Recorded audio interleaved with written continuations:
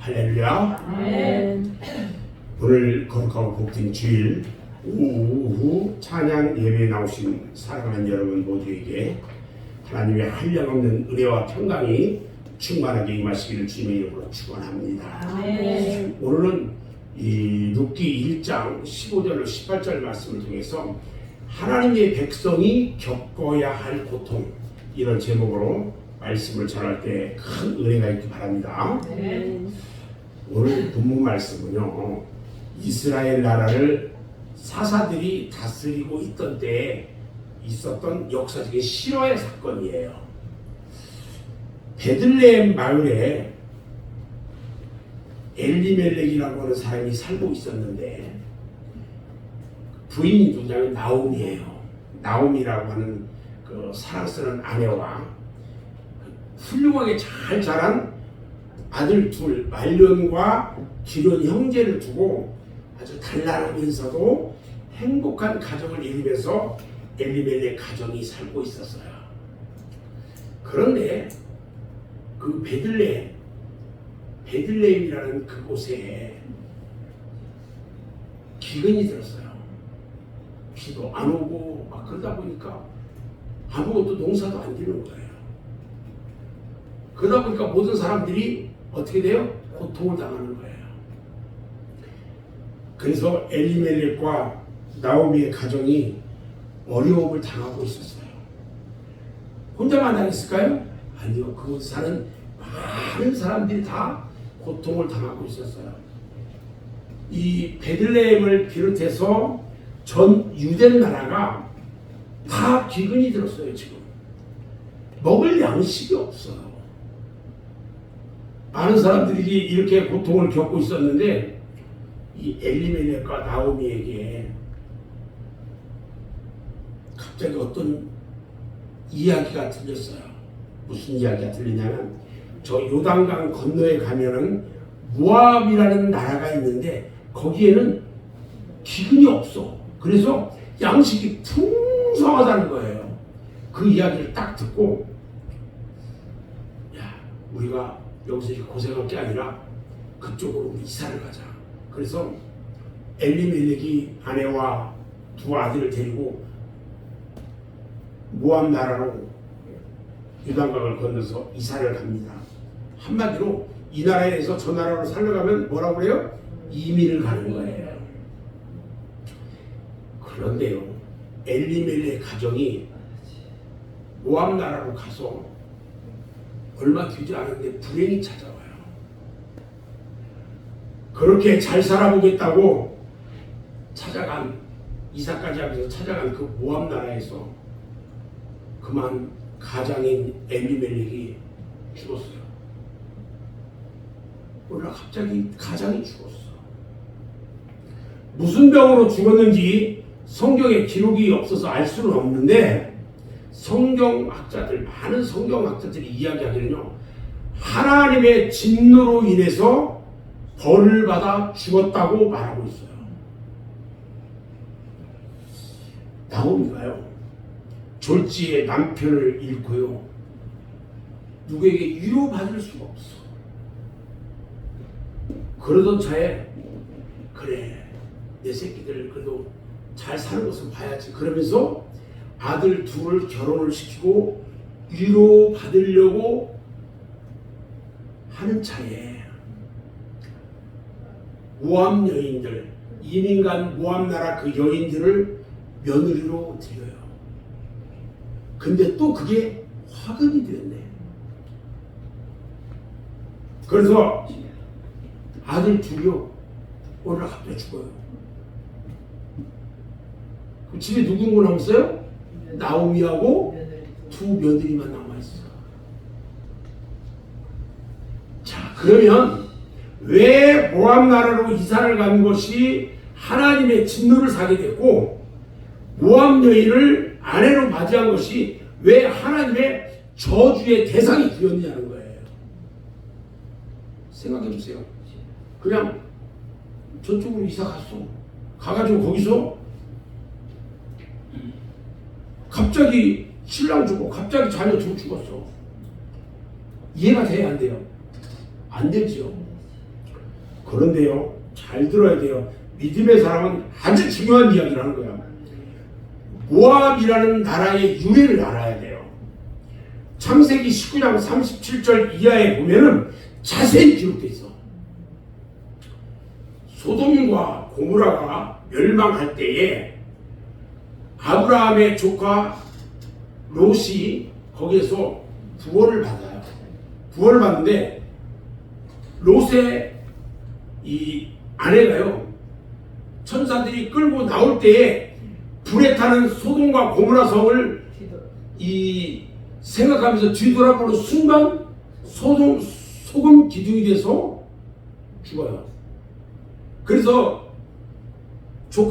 아브라함의 조카 롯은요, 두 딸을 데리고 피난을 가요. 소알성으로 도망갔어요.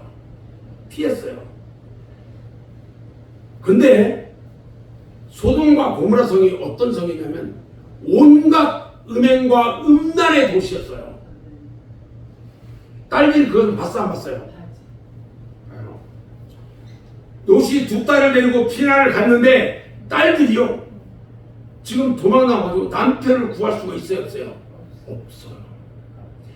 그러니까 어느 날 두 딸이 아버지에게 술을 먹여요. 그리고 아버지와 동침을 합니다. 그러고 나서 자식을 낳았어요. 이렇게 시작된 민족이, 큰 딸이 낳은 자식들이 모압 나라의 조상이 돼요. 이해가 돼요? 그런데 둘째 딸이 낳은 자식들이 암몬 나라의 조상이 돼요. 모압 나라와 암몬 나라는요, 불륜의 후손이에요. 그래서 하나님께 저주받은 민족이에요. 잘 알아야 돼요. 그게 지금까지도 내려오는 거예요. 지금 또 그들은요, 잘 들어야 돼요. 그모스라고 하는 우상을 신으로 섬겼는데, 그들이 어떻게 저기 하냐면, 갓난아기가 낳잖아요. 갓난아기를 낳으면 그걸 산채로 불에 던져요. 불에 태워가지고 제물로 드리는 거야. 그런 흉악한 우상의 신을 섬기는 나라가 어디? 모압이에요. 하나님으로부터 저주를 받았어요, 안 받았어요? 받았어요. 생각해봐요. 이 엘리멜렉 그 가정이요, 베들레헴 하면 생각나는 게 뭐가 생각나요? 예수님이 태어난 곳이잖아요. 떡집. 베들레헴은 떡집이라는 이름을 가진 곳이에요. 하나님의 자손이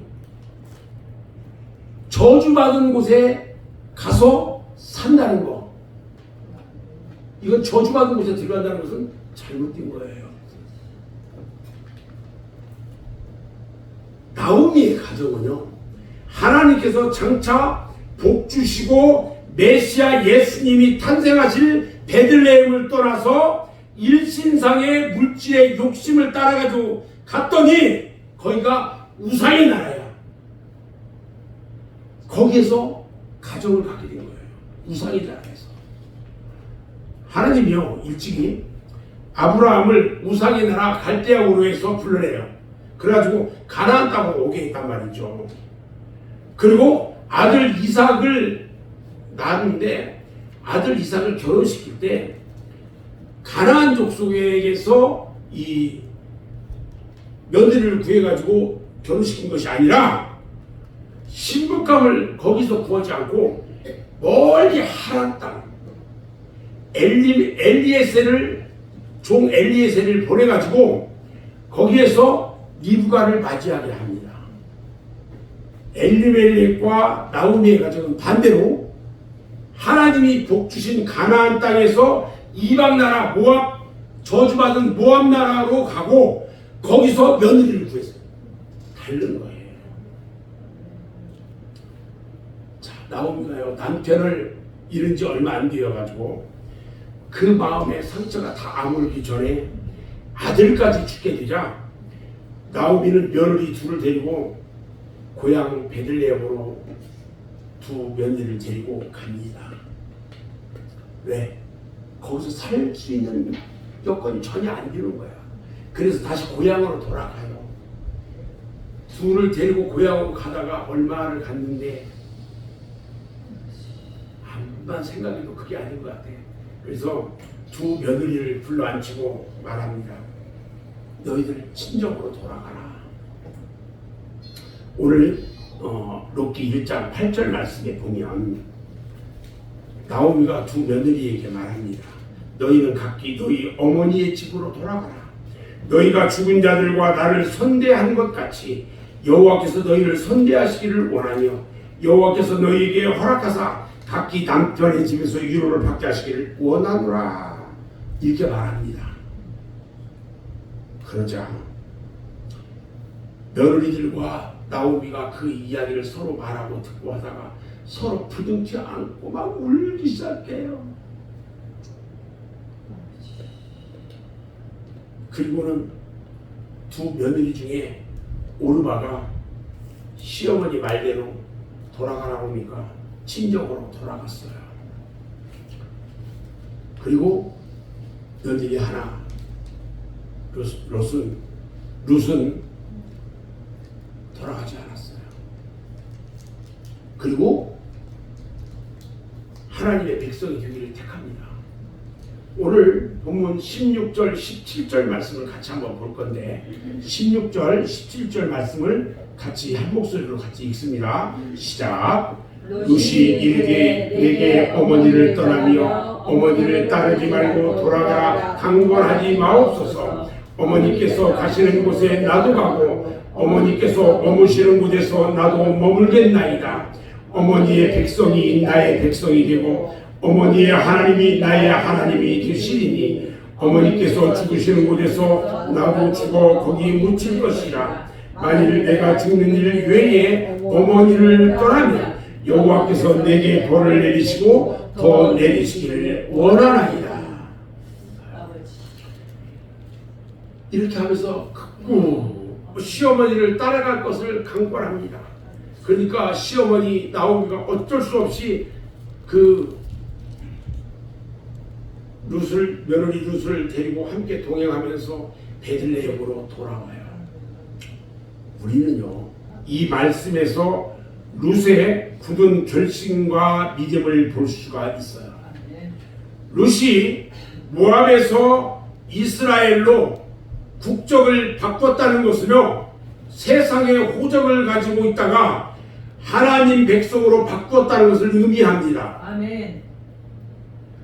여러분들은 세상 가운데 있는 호적을 가지고 있다가 하나님의 백성이 된 호적을 가진 사람인 것입니다. 아멘. 아멘. 아멘. 즉 천국 시민권을 가지게 된 겁니다. 아멘. 여러분 축하합니다. 아멘. 여러분들은 천국 시민권을 다 가지신 분이에요. 아멘. 아멘. 룻의 결심이 대단했어요. 죽음까지 결심을 합니다. 죽음을 결심하면 무서울 것이 아무것도 없어요. 기독교인들은요 죽음을 초월한 사람들입니다. 그러므로 우리는 믿음에 대한 결심이 더 귀한 줄 알아야 돼요. 룻과 같이 이런 신앙의 결심이 있어야 됩니다. 아멘. 룻의 결심을 통해서 참된 여인상을 찾아볼 수가 있어요. 성경에서요 룻과 같이 믿음의 여인들을 많이 찾아볼 수가 있어요. 성경에는 그 중에 특별히 한나라는 여인이 있어요. 한나는요 하나님께서 자식 주실 때까지 성전에서 기도하기를 결심합니다. 그리고 열심히 기도한 결과 사무엘이라는 어린 아들을 낳을 수가 있었어요. 여러분 기도해야 합니다. 아멘. 기도하면 우리 하나님이 주십니다. 아멘. 아멘. 또 기생 라합이 있었어요. 이스라엘의 정탐꾼들이 지금 가나안을 정복하기 위해서 들어갑니다. 들어가는데 기생 라합이요 이스라엘의 정탐꾼들을 숨겨주기로 결심하고 숨겨줬더니 여리고 성이 함락되고요, 멸망할 때 구원을 받아요. 그리고 그의 가족들까지 다 구원을 받아요. 인간의 모든 행동은 어디에서부터 나오냐? 결심할 때부터 나와요. 결심에서부터 나오는 거예요.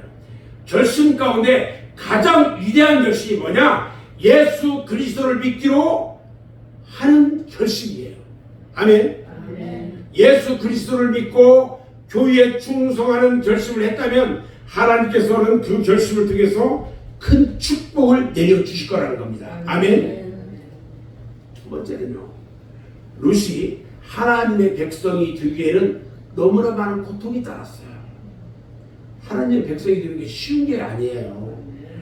봐요. 젊은 나이에 남편을 잃은 그 룻이 고향 모압 나라 친정으로 돌아갔다면 아마 편히 살 수도 있었을 거예요. 그런데 친정으로 가지 않고요, 시어머니를 따라서 베들레헴으로 지금 왔어요. 베들레헴에 온 그 룻의 미래, 그 미래는요 전혀 보장이 되지 않아요. 그리고요, 어머니가 믿는 하나님이 바로 나의 하나님이라는 믿음과 그 믿음의 고백, 그 고백 하나 가지고 베들레헴으로 지금 온 거예요. 그런데 이와 같은 믿음의 결심도 잠시 롯에게는 당장 시어머니를 봉양하고 해야 되는 혹독한 그 가난이 따르고 있었어요. 아무것도 없어. 늙은 시어머니와 자신의 생계를 위해서 남의 밭에 나가서 곡식 이삭을 주어야 돼요. 젊은 여인이 남의 밭에 가서요 이삭을 줍는다는 것을 생각하면요 쉬운 일이 아니에요.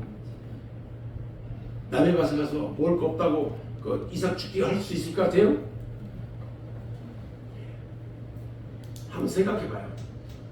이방 나라 여자가, 그것도 젊디 젊은 여인이 이삭을 줍고 있을 때에 짓궂은 사람들이 얼마나 많이 괴롭혔겠어요.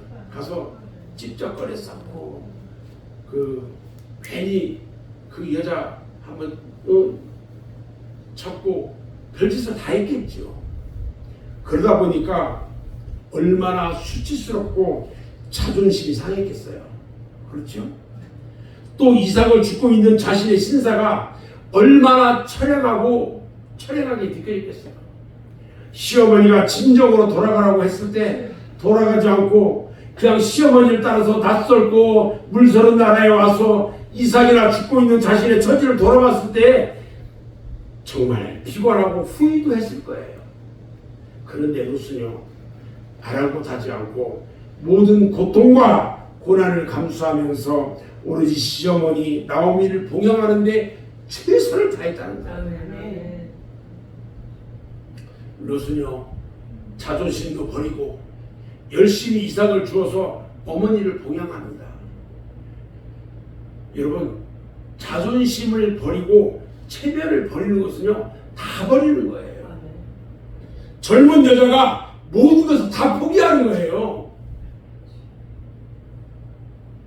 오로지 시어머니를 봉양하는 일에 최선을 다했어요. 룻이 시어머니 나오미에게 한 효성은요 참으로 훌륭한 효성이에요. 이 세상에서 가장 위대한 것이 효도라고 볼 수 있어요.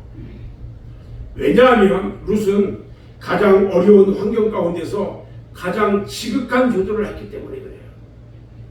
환경이 좋고 물질이 넉넉할 때 하는 효도는요 진정한 효도가 아니에요. 환경이 어렵고 가난할 때 또는 고통스러울 때 그럴 때 효도하는 것이 진정한 효도가 되는 거예요. 지금 룻은요 시어머니를 지극히 공경을 했어요. 룻은 자기의 고국 산천을 버리고 시어머니를 따라서 뭐라면 이국 땅까지 따라왔어요. 자기 남편이 귀한 줄 알면 그 남편을 낳아서 길러준 시어머니야말로 더욱 귀한 분임을 알아야 한다는 거죠. 아멘. 그러나 시집간 여자들이요 웬일인지 시부모를 싫어합니다. 따로 살기를 원해요. 제가 결혼할 때 저희 아내에게 물어봤어요. 나는 어머니를 모셔야 되는데 모실 수 있겠느냐? 제가 막내잖아요.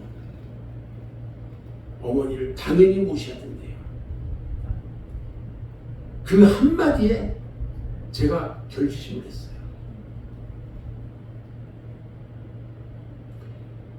지금도 제가 시골에 노모가 계시는데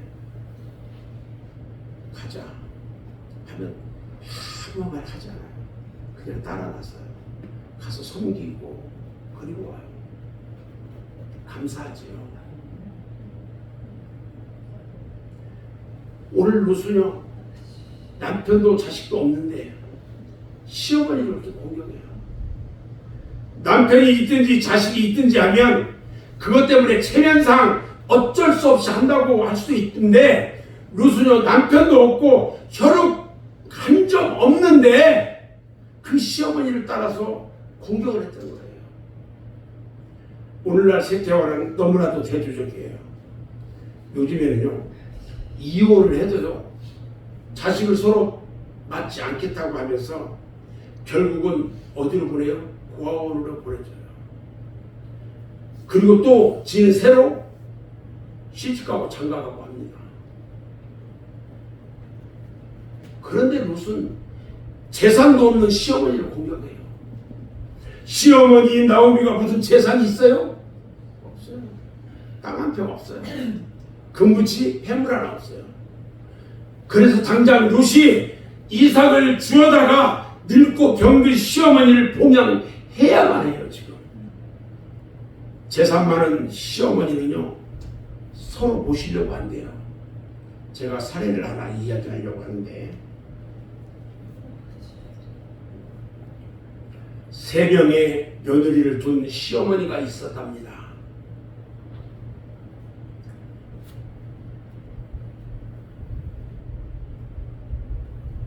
이 시어머니가 홀로 돼가지고 자식 3형제를 잘 길러서 결혼을 시켜가지고 모두 살림을 다 내줬어요. 어머니는 혼자 남았는데 어느 며느리도 시어머니를 모시려고 하지 않아요. 그러다 어느 날 시어머니의 생일이 되었어요. 며느리들이 어쩔 수 없이 시어머니의 생일잔치를 하려고 시어머니 집에 모였어요. 그런데 시어머니가 평상시 하지 않던 행동을 합니다. 장롱 깊숙이 감춰뒀던 폐물상자를 꺼내요. 큰 폐물상자를 다 꺼내요. 아무도 이 며느리들이 그걸 본 적이 없어요. 근데 그 속에서 각종 금붙이하고 폐물들이 많아. 그걸 하나하나 꺼내서 며느리들 인정해서 다 손질하면서 닦아요. 상당히 많은 폐물이에요. 손질을 다 마치고 며느리들한테 하나씩 주면 얼마나 좋게요. 손질을 마치고 다시 잘 간직을 해요. 그리고 다 넣었어. 이것을 본 며느리들이요 시어머니한테 갑자기 잘하기 시작해요. 그러면서 서로 자기 집에 오셔가지고 살자고 얘기를 해요. 그런데 그 시어머니는요 혼자 사는 것이 편하다고 절대 함께 살지 않겠대요. 저희 아내가 시어머니 함께 살자고 그렇게 해도 그냥 시골이 좋다고 안 한다는 거 똑같아요. 그 후에 몇 년 후에 시어머니가 죽었어요. 그리고 장사를 지냈는데 세 아들과 세 며느리들이 장사가 끝나자마자 어머니의 폐물 상자를 꺼냈어요. 그리고 그 폐물을 팔아서 현금으로 나눠 갖기로 서로 약속을 합니다. 그리고 폐물을 팔기 위해서 금은방에 가지고 갔어요. 그런데 금은방 주인이 한참을 살펴보더니 그 폐물들이 모두 가짜라고 사지 않겠다고 말합니다. 얼마나 황당하겠어요. 다 이해가 되죠 지금? 아멘. 루시오 외국인 시어머니를 참 잘 섬겼어요. 자기 나라 사람도 아닌 외국인 시어머니가 뭐 그리 답답하겠어요. 그러나 룻은 먼 외국 땅까지 쫓아와서 시어머니를 잘 섬겼어요. 룻은요 가난한 중에서도 시어머니를 너무 잘 섬겼어요. 재물을 보고 시어머니를 섬기는 채 하는 것은요 진정한 효도가 아니에요. 또 물질이 많아서 부자라서 하는 것도 진정한 효도는 아니에요. 그런데 룻은 당장 끼니가 없어서 남의 밭에 가서 이삭을 주워다가 그것을 가지고 절구질 해가지고 곡식 만들어서 시어머니를 봉양했다는 거예요. 어지간한 사람 같으면요 외국에까지 왔다가도 그까지 홀로 사는 시어머니 버리고 도망갈 수도 있는데 룻은 끝까지 시어머니를 잘 공양했어요. 그런데 오늘날에는요 자기가 입는 것이나 먹는 것은 아까운 줄 몰라요.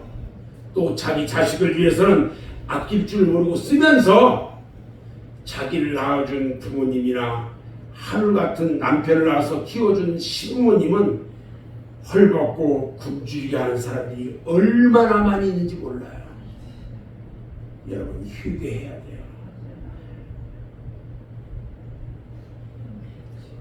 그런 룻에게 보아스가 나타났어요. 보아스는 축복의 사람이에요. 보아스는 그 지방의 대지주이고 부자예요. 그 보아스가 룻의 사정을 알고는 룻을 잘 보살펴줘요. 급기야 보아스는 룻과 결혼을 합니다. 정말로 룻에게요 이제 고생은 끝이 났고 행복한 나날이 계속됩니다. 지금까지 룻이 당한 가난과 고난과 수치와 자존심은 모두 해결됐어요. 이방 나라 여자라고 당하던 멸시도, 청상과부라고 당하던 수치도, 가난해서 당한 천대도 이젠 다 옛말이 되었어요. 이제야 하나님의 나라 백성이 된 것입니다. 어머니가 믿는 하나님 나도 믿겠습니다 하고 따라온 그 보람을 이제야 찾게 된 겁니다. 룻은요 이제 새로운 인생을 시작하게 되었습니다. 보아스라는 참으로 훌륭한 사람을 만나서 재혼을 하게 됩니다. 그의 모든 고난은 이제 끝이 났습니다. 이는 우연의 일치가 아니라 하나님의 축복인 것입니다. 아멘. 부모를 잘 공경하는 자에게 주시는 하나님의 상급인 줄로 믿습니다. 아멘. 룻은요 보아스와 함께 살면서 아들을 낳아요. 그리고 시어머니 품에 안겨드립니다. 나오미는요 모압 나라에서 남편 죽고 아들 둘마저 죽어서 혈육 한 점 없이 되었을 때에 그의 가문이 끝난 것으로 생각했을 겁니다. 그런데 하나님은요 그 효성스러운 룻을 통해서 대를 잇게 하셨어요. 아멘. 오늘 룻기 4장 14절 15절 말씀을 보면 여인들이 나오미에게 이르기 찬송할지로다 여호와께서는 오늘 내게 기업 물을 자가 없게 하지 아니하셨도다. 이 아이의 이름이 이스라엘 중에 유명하게 되기를 원하노라. 이는 내 생명의 회복자이며 네 노년의 봉양자라. 곧 너를 사랑하며 7 아들보다 귀한 내 며느리가 낳은 자로다. 아멘. 이렇게 말씀합니다.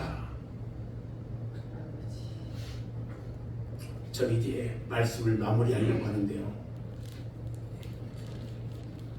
룻은 예수님의 족보에 들어가는 진정한 하나님의 백성이 되었어요. 아멘.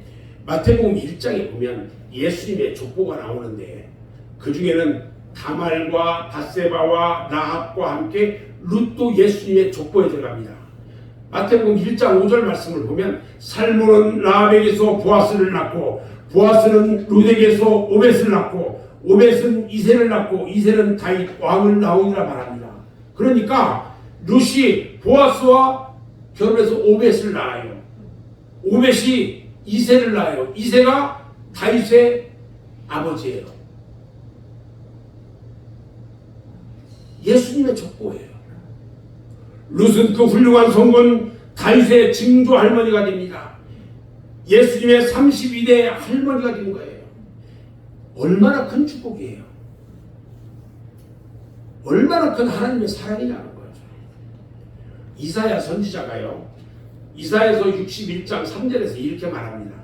무릇 시온에서 슬퍼하는 자에게 화관을 주어 그 죄를 대신하며 기쁨의 기름으로 그 슬픔을 대신하며 찬송의 옷으로 그 근심을 대신하시고 그들이 의의 나무 곧 여호와께서 심으신 그 영광을 나타낼 자라 일컬음을 받게 하려 하심이라. 이렇게 말해요. 참으로요, 하나님은 룻의 슬픔이 변해서 화관을 씌워주시고 희락으로 그 슬픔을 대신해 주셨다는 거예요. 사랑하는 우리 말동생교회 성도 여러분, 하나님의 백성이 된다는 것이 쉬운 일이 아니에요.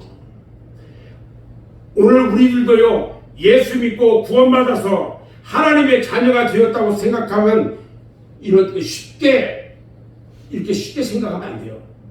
하나님의 자녀가 되었으면 하나님의 자녀답게 자녀로서의 본분을 잘해야 된다는 거예요. 아멘. 아멘? 아멘. 그 길이 아무리 험하고 어렵다 해도요, 룻보다 더하게 하겠냐는 거예요. 오늘 이 시간에 여러분들 자신을 한번 돌아보시기 바랍니다. 하나님의 자녀의 본분을 잘 지켜서 하나님의 축복받은 룻과 같이 하늘의 신령한 축복과 땅의 기름진 복과 여러분들 신상의 건강의 축복과 하나님이 주시는 은혜와 축복을 여러분들의 자자손손 천대까지 받아 누리는 저와 여러분 모두가 되시기를 주님의 이름으로 축원합니다. 아멘. 기도하겠습니다.